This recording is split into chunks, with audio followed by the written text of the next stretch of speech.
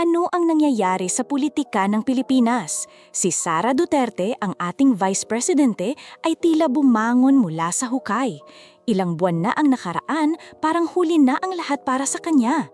Impeachment na, akusasyon pa ng paggamit ng pondo ng gobyerno para sa personal na gamit, at nagbanta pa ng murder mystery kay Pangulong Bongbong Marcos.